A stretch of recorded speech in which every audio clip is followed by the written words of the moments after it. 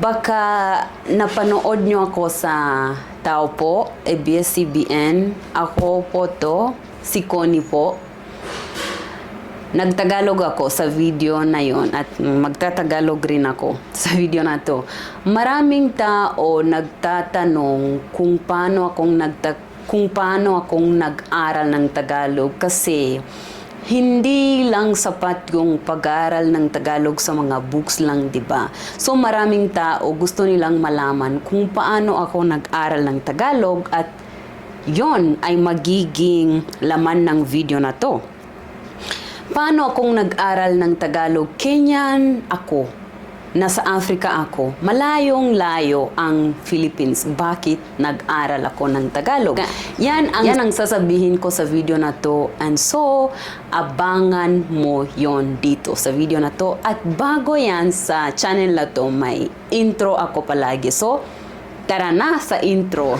Hola a todos y bienvenidos a Tu Guía Multilingüe, donde rompemos las barreras de aprendizaje y aprendimos cualquier idioma que amemos. Me llamo Connie y puedo hablar en 7 idiomas. De hecho, creo que te puedo ayudar, te puedo guiar y te puedo dar la mano en cualquier manera. Por favor, continuemos con nuestra video de hoy.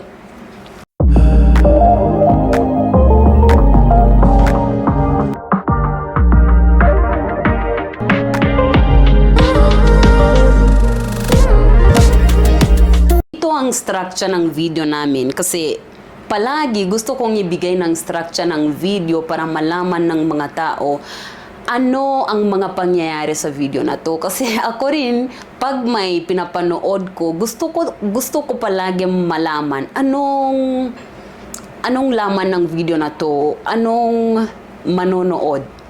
Yeah, ganyan. So, ang una kong kwento ay kung paano nagsimula akong magtagalog.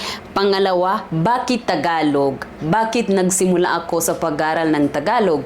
Hindi Spanish, hindi French. Of course, marunong na akong mag-French, mag-Spanish, mag-Italian, pero bakit Tagalog? Bakit nagsimula ako sa Tagalog? At by the way, nga pala, maraming tao nagtatanong niyan.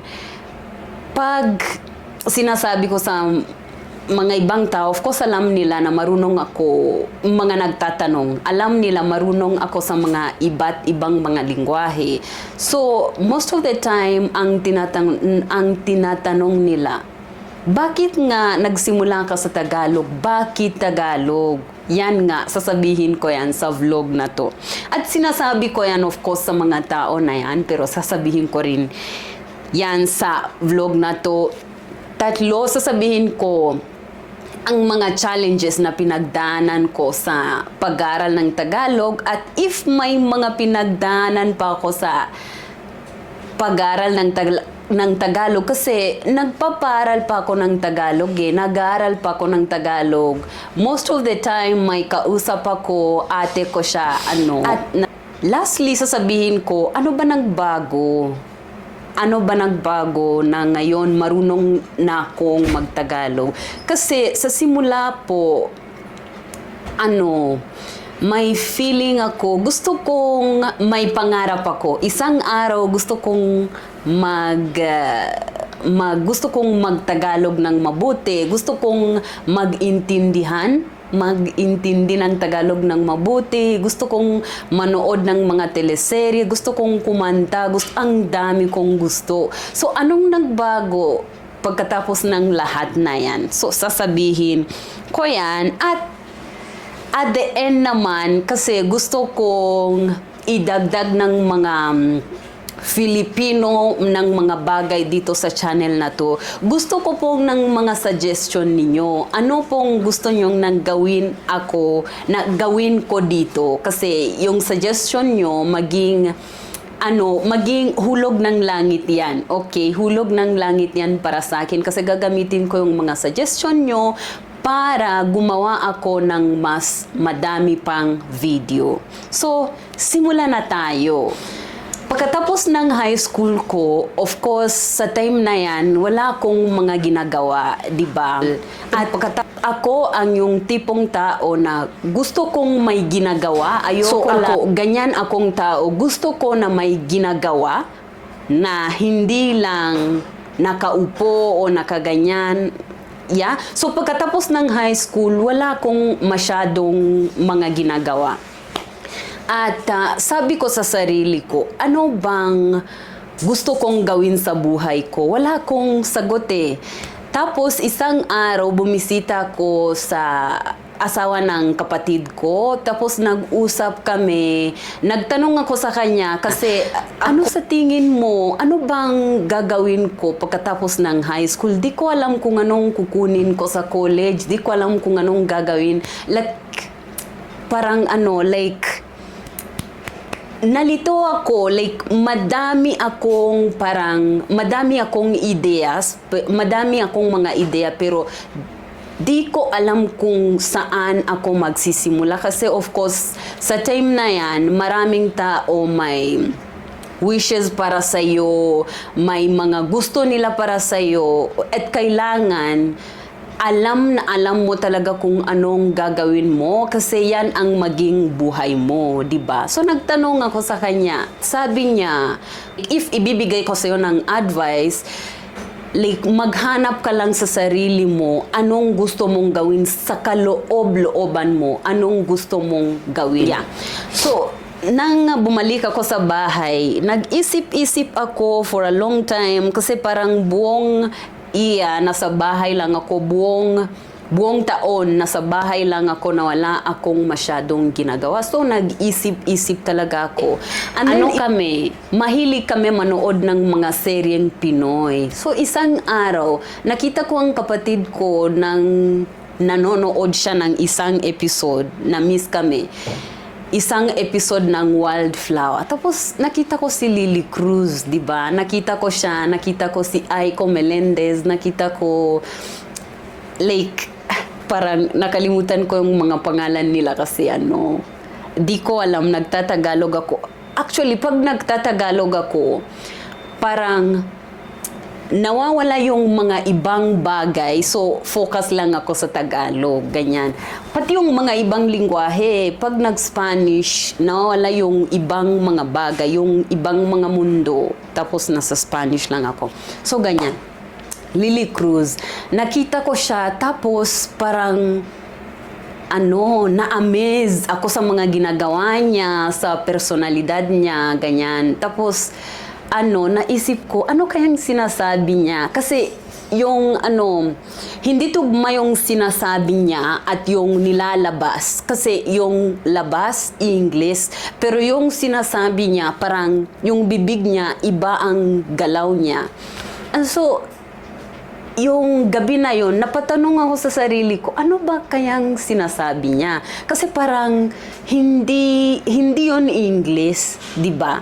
Sinabi ko lang yan sa sarili ko. Tapos kinabukasan, nagtanong naman ako sa kapatid ko, ano ba yun? Ano ba kaya yun? Sabi niya, di mo alam, Tagalog yan, Filipino yan. Yan ang lingwahe nila, hindi yan English. At napaisip na naman ako, paano kung mag-aral ako ng Tagalog? But, I knew na if mag-aral ako ng Tagalog, kailangan talaga ng passion, kailangan talaga ng lahat.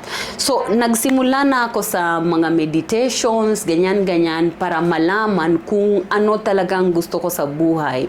Katulad ng advice ng asawa ng brother ko. So, nagsimula ko sa mga meditations at pagkatapos ng 3 buwan, nilapitan ko ang tatay ko at sinabi ko sa kanya, Tatay, gusto ko nang mag-aral ng Tagalog. Ang tanong lang niya ay, bakit gusto mong mag-aral ng Tagalog? At anong lingwahe ba yan? Tagalog? Di ko pa yan narinig eh. Tapos sabi ko sa kanya, gusto kong mag-aral ng Tagalog kasi may feeling lang ako sa loob. Di ko alam kung ano man yan, pero may feeling lang ako sa loob. Gusto kong mag-aral ng Tagalog At sinabi ko sa kanya kung saan ang yung Tagalog, Philippines na bansa, ganito, ganyan. Sabi niya, anak, kung yan ang gusto mo, gawin mo. Kasi if hindi mo yan gagawin, baka magsisisi ka. Ganyan. So, nagsimula ako mag-Tagalog, pero ang problema, hindi ko alam kung paano magsimula kasi ibang-iba talaga ang Tagalog. May mga bagay na walang halos explikasyon Spanish. Walang halos explanation, di ba? So, medyo naging mahirap yan, pero pag-usapan natin yan mamaya, okay? Gusto ko rin pag-usapan yung mga fast struggles ko. Yung mga fast struggles ko ay sa sa pronunciation, of course. Alam ko, may mga tao na sinasabi, parang pareho yung pronunciation ng Tagalog tsaka African languages, mga ganyan, mga wikang Afrikano. Oo, meron po konti, hindi siya katulad ng mga Afrikaans languages tsaka English kasi iba talaga yon. Siguro pareho sila konti pero ibang-iba talaga ng Tagalog. Halimbawa, may nang sa Tagalog. So most of the time, nalito ako, ano bang nang? At ano ba ay nang? Yung nang na when, panahon, at yung nang of. Nalito ako maraming beses yung conjugation sa Tagalog. Pag nagsasalita ng isang tao, mababaliw ako, like, hindi ko naintindihan. So yung wish ko talaga noon ay sana isang araw maintindihan ko yung Tagalog, mga kanta, mga serye, lahat, like, mga tao, kasi nagustuhan ko talaga yung culture, yung mga tao. Kaya nga, nag-meet kami ni Ate Jen, hulog siya ng langit. Ate Jen, nag-meet kami at nagsimula na kami sa pag-uusap ng Tagalog. At pag nagtatagalog ako, parang kalayaan yan eh. Sinabi ko rin sa kanya, parang kalayaan yan kasi di ko alam, kalayaan, parang pag nagtatagalog ako, feeling ko malaya ako, like pwede kong sabihin kahit anong gusto kong sabihin. Yeah, di ko alam kung, di ko alam pero may something talaga yung Tagalog, may something talaga. At nagustuhan ko talaga yung Tagalog. Part 2, bakit nga Tagalog? Bakit nga Tagalog? Bakit hindi French, Spanish, Italian? Bakit hindi yan ang mga una kong lingwahe? Bakit Tagalog? Kagaya ng sinabi ko, pagkatapos ng visit ko sa sista ko yan, pagkatapos ng advice ko at pagkatapos sa pagkikita na kung ano talaga gusto ko sa buhay, like nagsimula na ako sa Tagalog. Kasi, kagaya ng sinabi ko, hindi ko talaga alam pero sinundan ko yung instincts ko. At sinabi ko sa tatay ko, kay tatay ko. Tapos, pagkatapos sinabi ko kay nanay ko. Ganyan. Pero, yan. Sinundan ko talagang instincts ko. Kasi, nagustuhan ko yung lingwahe na yan. Nagustuhan ko yung kultura, yung bansa, yung mga tao, yung mga pangyayari, yung mga showbiz, yung mga, lalo na yung ABS-CBN, yung mga, actually, ngayon, ang pinapanood ko ay When Love is Never Gone. Pag-usapan ko yan mamaya si Ivana Alawi, si Ate Ivana Alawi. Pag-usapan natin yan mamaya. At yung pinapanood ko rin ay Secret in Prague. Gusto ko talaga yung acting ni Andrea eh. Gusto ko yan. So, nagustuhan ko yung mga pangyayari, lahat na yan. Yeah, at yan ang dahilan kung bakit nagtagalog ako. I think, nasa loob lang yan, di ko alam. Like, wala kong rason kung bakit. Naghanap lang ako ng mga rason kung bakit, pero nasa loob lang talaga yan. nagsimula akong magtagalog dahil yan ay nasa loob ko. Pagkatapos ng Tagalog, nag-Spanish ako. Kasi yung Spanish, malapit yan sa Tagalog. Tapos nagustuhan yung kultura sa Mexico, sa Spain, mga ganyan. At in general naman, nagustuhan ko yung mga lingwahe. So sabi ko sa sarili ko, bakit naman hindi Spanish? Mag-aral ako ng Spanish para maging mas simple yung Tagalog. Kasi yung Tagalog naman may konting Spanish, di ba? May konting Spanish. Ang nakikita-pan ko ngayon kung paano ako nag-aral ng Tagalog. Ito po. So, may mga libro, ginamit ko ng mga libro, nag-aral ako ng Tagalog, written, nagsulat ako, nagbasa ako, ganyan ng mga words Tagalog. Pagkatapos na yan, may ChatGPT. Nag-usap ako kay ChatGPT most of the times, pero hindi na yon gumagana. Kasi yung ChatGPT, wala siyang accent ng like tunay na tao. Wala siyang mga feelings, walang pakiramdam, ganyan. Like, mga words niya generic lang. So, most of the time, nag-uusap ako kay ate sa chatman, sa VC, sa voice call o video call. Yan. So, nag-usap ako kay ate. Pagkatapos niyan, mga kanta. Mahilig ako sa mga kantang Tagalog kasi ako, pagdating sa mga kanta, meaning talagang hinahanap ko. Anong mga favorites kong kanta? Mga kanta ni Maymay Entrata. Ngayon, ang inabangan ko ngayon ay Masunog Man. Masunog Man, kantang ni Maymay. Ano talaga yon? Maganda talaga yon sa akin kasi parang may dinadala siyang courage. Kasi kahit anong mangyayari, babangon ka, gagawin mo yung dapat mong gawin. At gusto ko talaga yan kasi parang pinagdaanan ko na yan o napagdaanan ko na o magpapadaanan ko na yan. Di ko alam pero encouraging talaga siya na reality siya ng buhay. Ganyan ang buhay. At if mangyayari, kung sakali man mangyayari yan sa buhay mo, bangon ka, magpatuloy ka kasi yan ang dapat mong gawin. Kailangan ka ng mundo, kailangan ka ng pamilya mo, kailangan ka ng madaming tao sa mundo ito. If hindi ka babangon, paano yung mga ibang tao naman? Kawawa naman sila.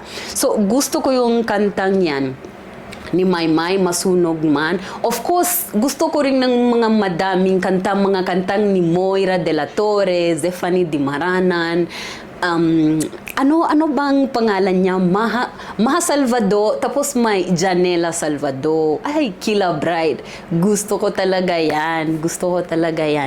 Tapos, mga serye, pinapanood ko ng mga serye Pilipino. Love is Never Gone, yung serye ni Ivana Alawi, tsaka ni Joshua Garcia. Magaling actors. Joshua. Walang tapon talagang acting skills niya. Magaling talaga. At alam mo, si Ate Ivana, pinapanood ko, halos lahat ng mga vlogs niya, pinanood ko na yan. Yung sister niya, si Mona Alawi, pinanood ko na yan. Tapos, gusto ko yung mga vlogs niya kasi encouraging yan para sa humanity. Encouraging yan kasi dapat lang yan, matulungan tayo sa buhay ito, sa mundong ito. Kasi hindi mo alam kung anong pinagdaanan ng ibang tao. Kasi may pinagdaanan ka, di ba? May pinagdaanan ka. So, may pinagdaanan din ng ibang tao. Tulungan mo lang siya. Hindi mo lang alam kung anong pinagdaanan niya. So, gusto ko yung mga vlogs niya. Gusto ko yung personality niya, yung ipinapakita niya tungkol sa pamilya niya, yung mga sinasabi niya, mga encouraging words niya. Minsan, pag low talaga ako, papanorin kong mga videos niya, mga pranks, mga lahat na yun at napapasaya yun sa akin kasi ako, ganito din akong tao. Pag masaya ako at low talaga ako, yung mga encouraging ko sa buhay ay yung mga bagay sa mga ibang lingwahe. Ganyan ako. Di ko alam kung paano ang utak ko eh. Gusto kong mga ibang lingwahe, even if pag nasa YouTube ako, or like, gusto ko lang mga ibang lingwahe, gusto kong magturo, ganyan. Ganyan ako. Yeah. So, at si Ate Zainab Harake, pinapanood ko rin ng mga vlogs niya, pero hindi lahat ng mga vlogs niya pinanood ko, pero pinapanood ko siya, sina Andrea, si Bea Bores, madami sila, like, pinapanood ko rin sila. At last year, yung mga movies na pinanood ko ay yung mga movies ni, ano ba to? Jody Santa Maria. Ang galing! Jody Santa Maria. Ano yung movie niya? Lavender Fields. Nagustuhan ko talaga yung movie na yon kasi yung Maricel Soriano, ay, ang galing mo talaga. Ang galing talaga ni Maricel Soriano. Parang wala siyang ginagawa, parang normal lang yan. Pero acting, ang galing. Grabe. Tapos, Ang Sayo Ay Akin, The Law of Revenge, yan ang tawag dito sa Kenya, The Law of Revenge. Pero alam kong tawag, Ang Sayo Ay Akin. Gusto ko talaga yung movie na yun. Linglang, gusto ko yun. Tapos may serye na pinanood ko itong taon.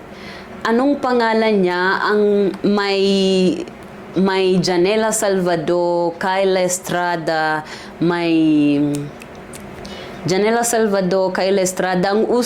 ang usap-usap ng teleserye na yan ay tungkol sa mga traumas ng mga bata, tapos dinala nila yon sa pagtanda nila. Of course, hindi nila matanda, pero dinala nila yon. Tapos may Crystal Mejes. Ay, gusto ko talaga yung dalaga na yun. Ang galing niya. At whenever may movie siya, like, inabangan ko talaga yan. Gusto ko talaga yan. Ano pang ginawa ko sa pag-aaral ng Tagalog?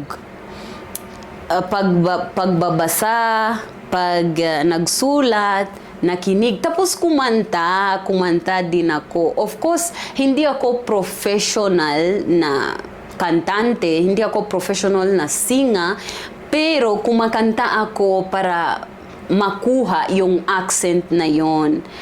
Of course, nagtuturo ako ng mga lingwahe at naniniwala ako, if gusto mong ma-achieve yung accent, kailangan mo ng practice. If wala yung tao para mag-practice, kailangan mag-isa. Paano ka magpa-practice mag-isa? Kumanta. Pwede mong gumawa ng shadowing. Shadowing ay yung exercise na pag may isang tao nang magsasalita, uulitin mo yan. Parang gagayahin mo. Ganyan. So, para sa akin, yung panggagaya, hindi maganda para sa akin. So, gusto ko yung pagkakanta kasi ramdam mo yung emotions, yung meaning ng kanta, tapos parang, like, dadala ka ng kanta na yun at maintindihan mo yung culture at lahat-lahat. Para sa akin, kumakanta. Ito na, pag-usapan natin yung mga challenges. Of course, sinabi ko na yun eh. Yung phonetic, yung pronunciation, yung conjugation ng mga verbs. Palimbawa, may nilalamig, naglalamig, magpapalamig, nagpapalamig, kakalamig, nakakalamig. Like, ang daming conjugations eh. Nalito ako dahil niyan. Pero ngayon, okay na ako. Pero patuloy pa rin sa pag-aaral kasi kailangan patuloy pa rin.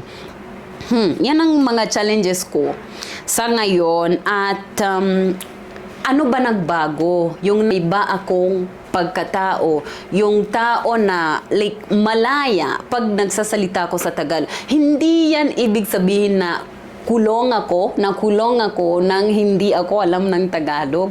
Pero ang ibig kong sabihin na may pakiramdam akong na malaya pag nagtatagalog ako at alam ko balang araw pupunta ako sa Pilipinas. Alam ko talaga yan sa loob kasi yan ang pangarap ko noon pa nung nagsimula kong mag-aral ng Tagalog. Yan talaga ang pangarap ko at alam ko matutupad yan isang araw.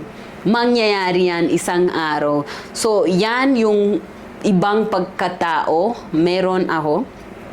Pangalawa, may kaibigan, si Ate Jen. Pag nag-usap kami, nagtatagalog kami, or minsan nag-English kami, at gusto ko talaga yan kasi gusto ko like ibang-ibang lingwahe ang ginagamit namin. Hindi lang English o Swahili, yung kinasanayan ko, ganyan. So, maganda yan para sa akin at may parang personal growth kasi nilampasan ko to yung pag-aral ng mga lingwahe. Pag-aral ng mga lingwahe, hindi lang talaga intelligence yan. Kailangan yan ng dedication, kailangan yan ng passion, kailangan yan, like madami niyang kailangan ng disiplina. So if mag-aral ka ng isang lingwahe, magkakaroon ka ng ganyang qualities sa buhay mo. Lalo-lalo na yung pag-aral ng lingwahe, hindi mo yan gagawin sa isang araw lang. Hindi mo yan gagawin sa isang taon, 2 taon lang, 3 taon lang. Kailangan yan ng tiyempo. At dahil niyan, matitibay ang personality mo. At yan nga nangyari sa akin. Matibay na ang personality ko at titibayin ko pa yan ang personality ko. Maraming salamat sa panonood mo sa video na to. At ngayon naman ako ang may request. Sabihin nyo sa akin, ano pong mga vlogs na gusto nyong, ano pong mga videos na gusto nyong nagawin ako. Just saying, ako yung tao na ayoko sa mga video sa labas, introvert. Gusto ko ng mga vlogs na loob lang, nasa loob lang. Anyway, sabihin nyo sa akin, ano pong mga videos na gusto nyo, mga content, ibigay nyo lang sa akin ng mga ideas at gagawin ko yan. At gagawin ko rin dito ng mga videos na may kung paano mag-aral ng isang lingwahe, lalo na sa Spanish, Italian, mga ganyan. Pero sa Tagalog din, sabihin nyo sa akin kung anong klaseng videos gusto nyo at gagawin ko yon. Maraming salamat sa panonood sa video na to at subscribe, like, i-share nyo itong video na to at kita-kits! Ciao!